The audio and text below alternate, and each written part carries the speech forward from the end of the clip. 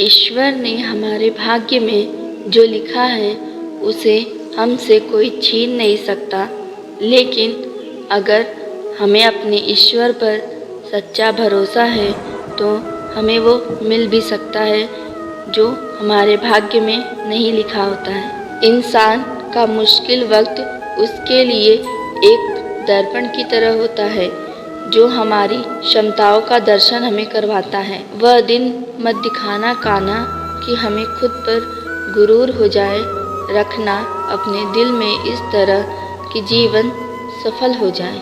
इस पूरे ब्रह्मांड में ऐसी कोई ताकत नहीं जो इंसान की इच्छाओं की पूर्ति कर सके, क्योंकि इंसान की इच्छा एक समुद्र के समान होती है जिसे कभी भी भरा नहीं जा सकता। जो दूसरों की तकलीफ़ों को समझते हैं, जिनमें दया है, दिल से अच्छे हैं, उन्हें दोबारा जन्म नहीं लेना पड़ता। अगर कोई मनुष्य हमारे साथ बुरा कर रहा है तो उसे करने दो, यह उसका कर्म है और समय उसके कर्म का फल उसे ज़रूर देगा। लेकिन हमें कभी भी किसी के साथ बुरा नहीं करना चाहिए, क्योंकि यही हमारा धर्म है। दुष्ट लोग अगर समझाने मात्र से समझ जाते तो यकीन मानो महाभारत कभी नहीं होता।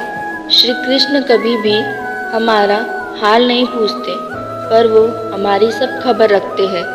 श्री कृष्ण अपने सच्चे भक्तों पे हर घड़ी नज़र रखते हैं। जिंदगी में सदैव अवसरों का आनंद लेना चाहिए, लेकिन किसी के भरोसे को तोड़कर नहीं।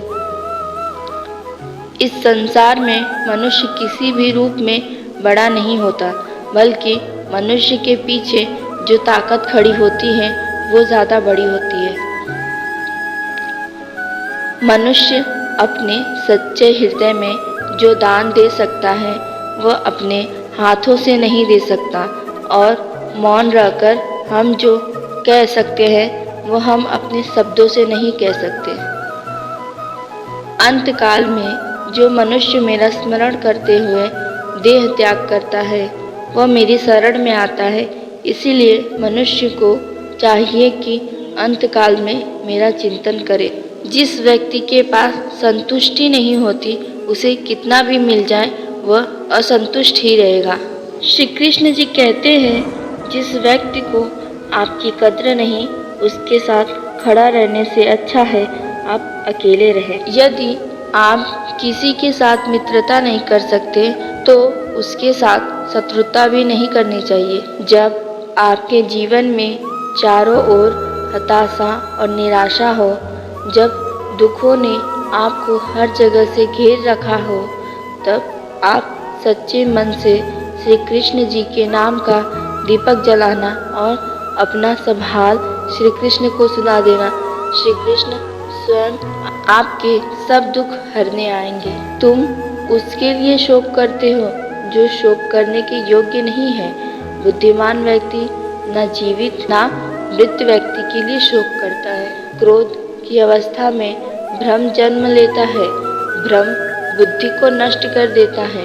बुद्धि के नष्ट होते ही व्यक्ति का पतन हो जाता है। प्यार और तकदीर कभी साथ नहीं चलते, क्योंकि जो तकदीर में होता है उससे कभी प्यार नहीं होता, और जिससे हमें प्यार होता है वो तकदीर में नहीं होता। खाली हाथ आए थे, खाली हाथ वापस चले जाओ। आज तुम्हारा है, कल किसी और का था, परसों किसी और का होगा।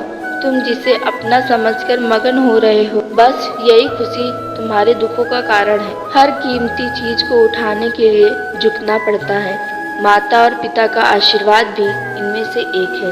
वह जो सभी इच्छाएं त्याग देते हैं, मैं और मेरा की लालसा तथा भावना से मुक्त हो जाते हैं, उसे शांति प्राप्त होती है। अगर व्यक्ति शिक्षा से पहले संस्कार, व्यापार से पहले व्यवहार और भगवान से पहले माता पिता की पहचान कर ले तो जिंदगी में कभी कोई कठिनाई नहीं आएगी।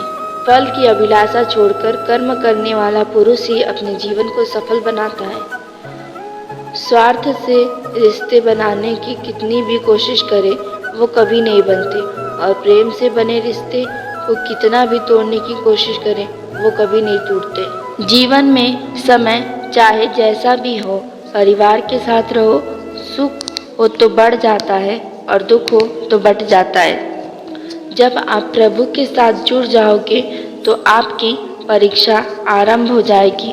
कुछ लोग इसे दुख समझते हैं तो कुछ लोग प्रभु की कृपा। बुरे कर्म करने नहीं पड़ते, वो हो जाते हैं, और अच्छे कर्म होते नहीं हैं, उन्हें करने पड़ते हैं। अहंकार मत कर किसी को कुछ देकर, क्या पता तू दे रहा है या पिछले जन्म का कर्ज चुका रहा है। प्रेम और आस्था दोनों पर किसी का जोर नहीं, ये मन जहाँ लग जाए वहीं ईश्वर नजर आते हैं।